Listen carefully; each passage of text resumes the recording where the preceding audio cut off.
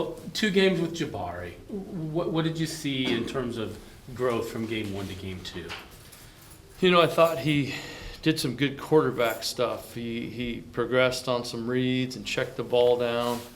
I thought his game is to make some plays with his legs and scramble, and he did a decent job of that. Maybe a little quick at a couple times, but I thought he did a better job, improved job of using the whole play and getting off of maybe his first read and progressing on to a next 2 or 3 or a check down. Yeah. In terms of like the line and the pass pro, where do you see that? Is that where you'd want it right now? Is it still improving? I think that we've probably taken a few too many sacks. Not always the line. That's a protection unit. Could be a line, tight end, running back, quarterback getting rid of the ball.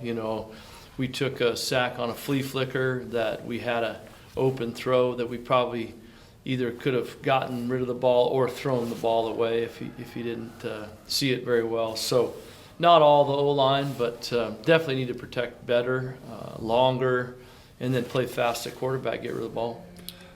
Is that just more of a communication thing than anything else? Is there just kind of just a breakdown in that from like what you were saying, like the line, tight ends, running backs? No, I think I wouldn't say that so much as just sustaining blocks for longer, and then the quarterback getting rid of the ball quicker. That's part of it too. So I thought that part, communication part, I didn't think it was a huge deal.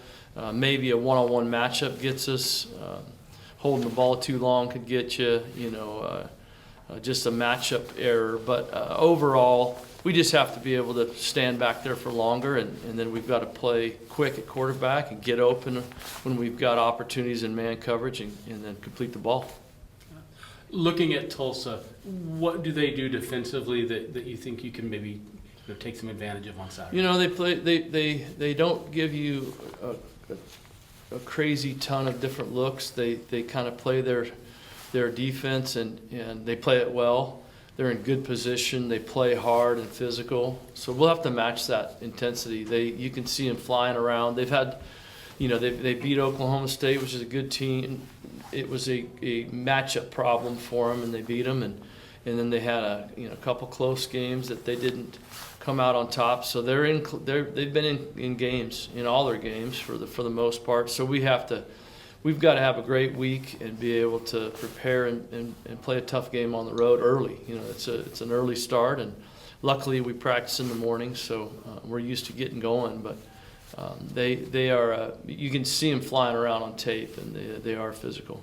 Rob said that Sam Houston, once Hank got going, really started to bring the defense down to try to slow that down. Is that something you expect Tulsa to do as well, to try to contain the run game? Yeah, I think you have to. I think we've had a guy that's been productive, and that's been a real positive. I think you've got to probably devote a little bit more to that line of scrimmage or at least the box to be able to outnumber us a little bit that way. And when you do that, you've got to be able to hit some play action shots and complete them downfield. So that's going to be an adjustment for sure we have to be ready for. Is that something that you're confident that Gabarri's growing in his ability to run that sort of play action? I think we've got to give guys a chance to make plays. I thought there were a couple of our down the field throws that we didn't have a chance. They maybe sailed a little wide or out of bounds. I thought we gave Dave a real opportunity to go up and make a play on that double move that we completed. So just giving guys a chance to make plays is part of it too. If you throw that ball too far out of bounds, it's never completed, right? Yeah. So you gotta give those receivers a chance to go up and make a play. I mean, the running game was working against Sam Houston really well with Hank. Not as much carries for Cornell. Do you anticipate more of a role for him in Tulsa? Yeah, to we kind of had a hot hand, you know. So that's how that position goes a little bit when you're hot and keep feeding them.